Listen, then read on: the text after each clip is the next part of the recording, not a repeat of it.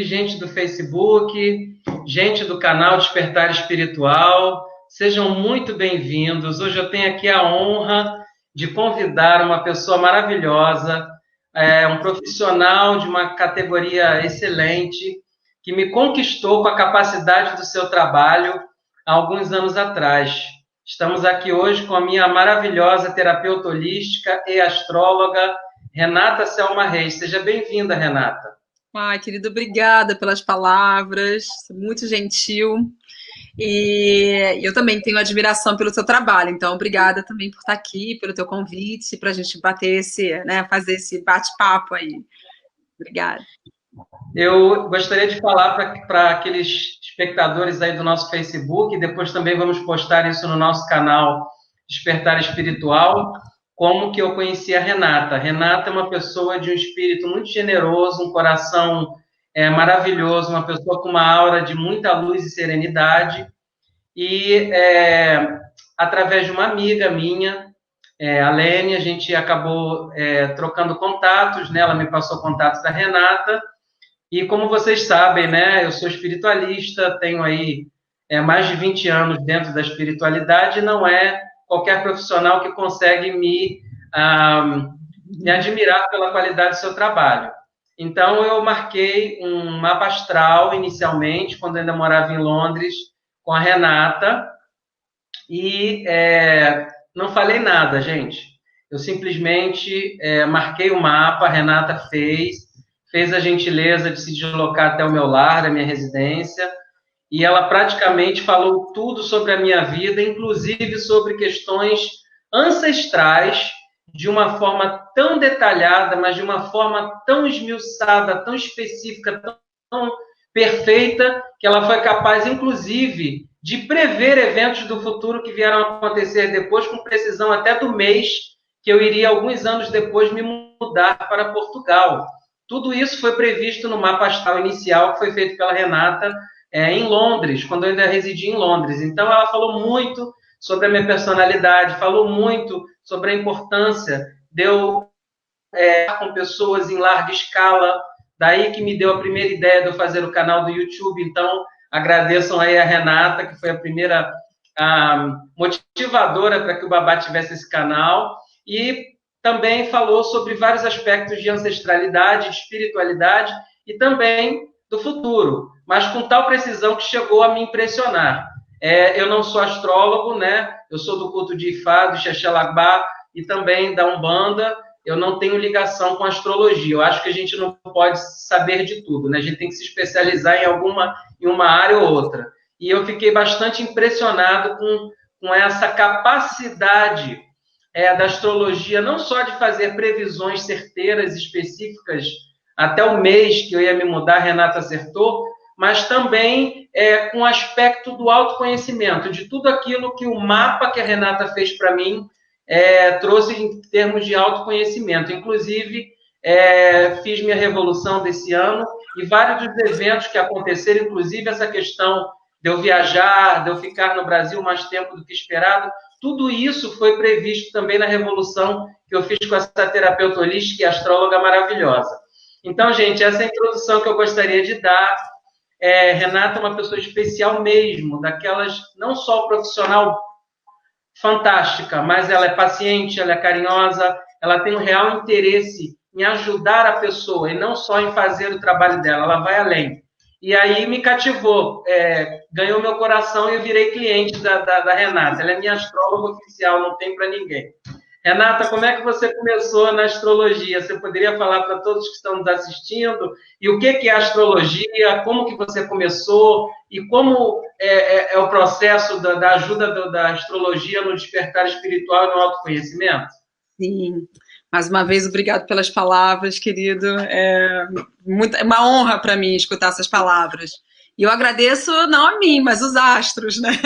Eu acredito, assim, eu amo a ferramenta da astrologia. Para mim, a astrologia é autoconhecimento puro, porque, é claro, você pode fazer um mapa e escutar várias coisas, mas realmente você precisa ter um trabalho interno, né? Você precisa realmente pegar um mapa como qualquer outra ferramenta ou terapia que você faz. Se você não trabalha em você mesmo, fica uma coisa assim, um conhecimento jogado fora, né?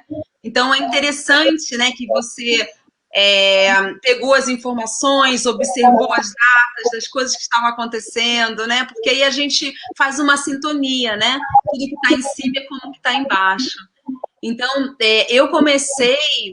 eu sempre tive, bom, eu estudei em colégio católico durante muito tempo, mas no Brasil é aquela possibilidade que a gente tem, que a gente está na igreja, mas que a gente também pode jogar um tarô, que a gente também pode. Então tem esse movimento.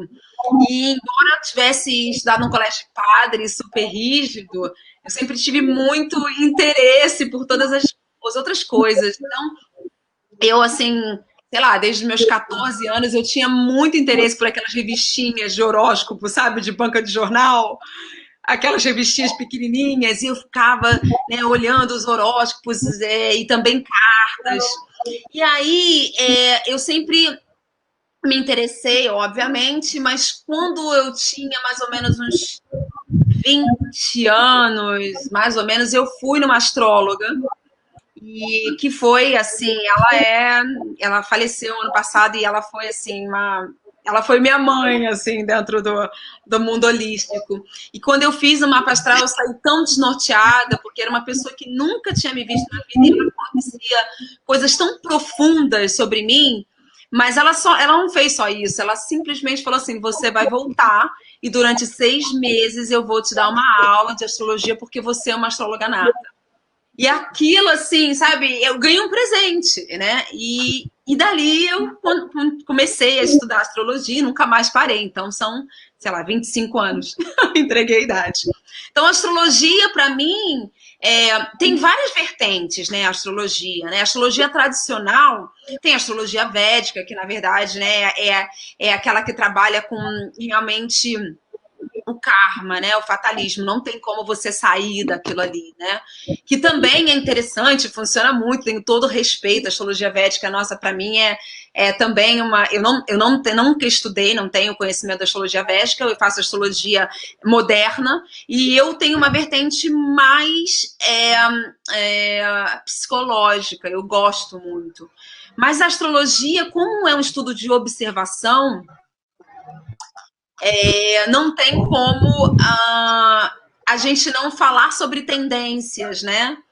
E então, por exemplo, a gente sabe que de repente um planeta, né? Por exemplo, se a gente sabe que tem um Urano transitando numa casa 7, que é uma casa da parceria, né? E aí fazendo. Não, vamos colocar só o Urano puro, sem aspectos, a gente pode ali já dizer para um aspecto de observação que na sua parceria vai ter que passar por uma reformulação, que talvez, né, você e o parceiro vão ter que rever formas diferentes de se relacionar, ou pode acontecer, na verdade, se a pessoa solteira encontrar uma pessoa e de uma hora para outra e acontecer, por exemplo, né, aquela química, ou pode ser uma separação. Então, a astrologia, ela tem, né, como todo, na verdade, conhecimento, ela tem uma experimentação. Então, através daqueles planetas, naquela casa, a gente sabe que algumas coisas têm uma tendência de acontecer.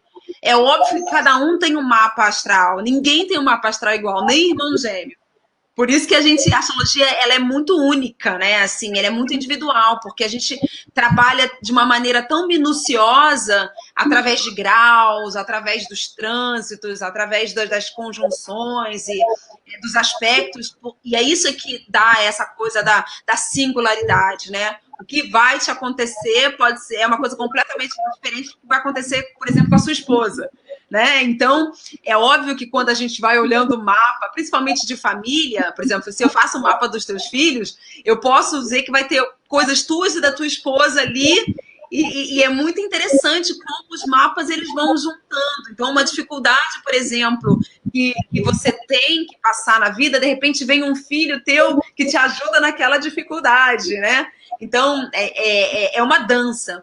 Então, para mim, a astrologia, eu tenho um carinho muito grande por essa ferramenta, porque foi a primeira ferramenta que me fez um despertar, assim, de eu conhecer tão profundamente a minha alma, e que eu falei, nossa, as pessoas precisam conhecer isso, né?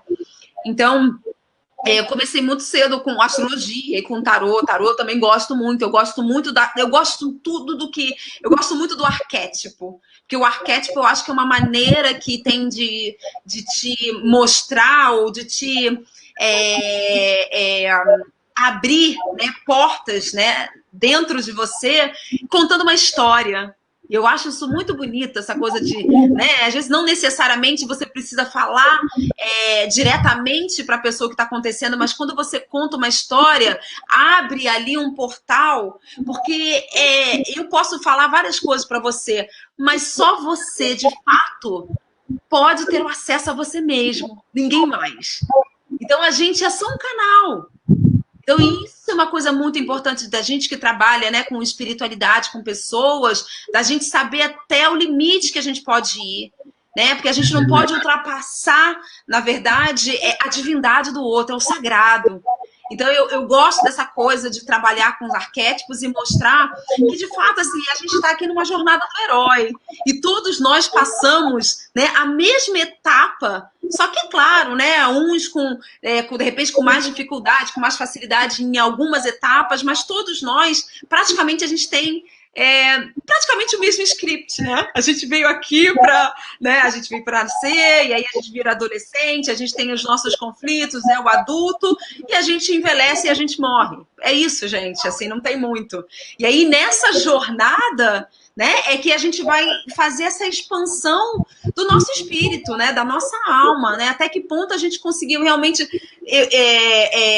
evoluir a ponto de poder viver uma existência de uma maneira que você fala, claro, ainda tem coisas para trabalhar, mas diante do que eu consegui, da onde eu vim, eu consegui, de fato, viver uma vida feliz, tranquila, né? Sem muita, sei lá, eu acho que também, Thales, isso vai muito também da idade, né, do tempo que a gente vai passando, da experiência de vida. A gente não pode querer que um adolescente, né, que a gente está falando, um adolescente falar, peraí, eu quero mudar o mundo, né? Eu tenho pressa. Então, é um tipo de leitura diferente para cada pessoa, para cada momento. Eu acho que a astrologia, ela é fascinante, assim, porque ela, por exemplo, o céu de agora, ele está influenciando em mim e em você. É óbvio que ele vai influenciar uma parte do teu mapa, uma parte minha, mas ele influencia, é um inconsciente coletivo.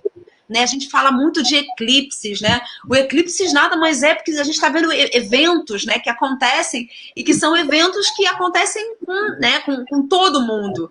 Então, essa observação e assim, eu não sei, tem gente que não acredita. E aí você... Aí é muito interessante, né? Porque as pessoas falam assim, mas eu não acredito, e aí vai funcionar? Eu falo, não. Vai funcionar. Você vai escutar tudo que eu estou dizendo, pode até acontecer, mas você vai dizer que não vai funcionar. Então não adianta fazer. Né?